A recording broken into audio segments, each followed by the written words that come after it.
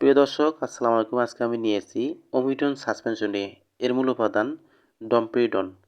তো এটি বাজারে নিয়েছে বাংলাদেশের স্বনামধন্য কোম্পানি ইনসেপ্টা ফার্মাসিউটিক্যাল লিমিটেড। একটি ওমিডন সাসপেনশনের মূল্য মাত্র 40 টাকা। ওমিডন সাসপেনশন মূলত এটি একটি বাচ্চাদের সাসপেনশন।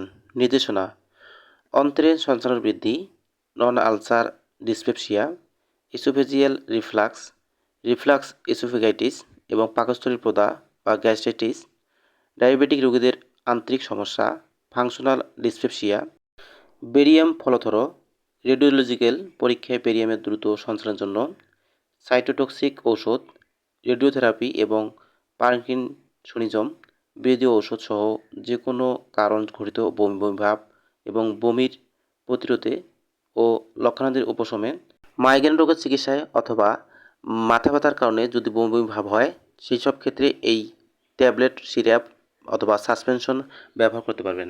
ডম্পিডন সাসপেনশন ও সিরাপ খাওয়ার নিয়ম: প্রাপ্তবয়স্ক 10 থেকে 20 মিলিগ্রাম প্রতিদিন 4 থেকে 8 ঘন্টা অন্তর অন্তর খাওয়াতে হবে। শিশু 0 থেকে 2 মিলিগ্রাম, 0 থেকে 8 মিলিগ্রাম শরীর ওজন অনুসারে প্রতি 4 থেকে 8 ঘন্টা অন্তর অন্তর খেতে হবে। ওমিডন ট্যাবলেট এবং সাসপেনশন খাবার 15 থেকে 30 মিনিট পূর্বে ব্যবহার করতে হবে। হঠাৎ শুরু হওয়ার বমি ভাব এবং বমির জন্য সর্বোচ্চ চিকিৎসাকাল 12 সপ্তাহ পর্যন্ত চালিয়ে যেতে হবে।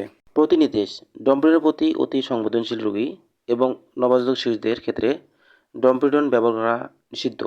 সতর্কতা: বাচ্চাদের ক্ষেত্রে ডম্পিডন অতি সতর্কতার সাথে ব্যবহার করা উচিত, কারণ বাচ্চাদের ব্লাড ব্রেন ব্যারিয়ারের অসম্পূর্ণ উন্নতির জন্য এক্সট্রা পাইরিমিডাল রিঅ্যাকশনের সম্ভাবনা বেশি থাকে। পার্শ্ব প্রতিক্রিয়া: মুখের শুষ্কতা, পিপাসা, মাথা ব্যথা, নার্ভাস ভাব, ঝিমুনি, পাতলা পায়খানা, ত্বকে লালচে ভাব ও চুলকানি হতে পারে।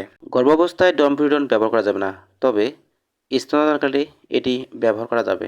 সংরক্ষণ: 30 ডিগ্রি সেলসিয়াস তাপমাত্রার নিচে, আলো থেকে দূরে এবং শিশুদের নাগালের বাইরে রাখুন। তো বন্ধুগণ, ভিডিও আপনার উপকার আসলে এবং আপনার ভালো লাগলে অবশ্যই লাইক, কমেন্ট, শেয়ার করবেন এবং সাবস্ক্রাইব করে পাশে থাকবেন।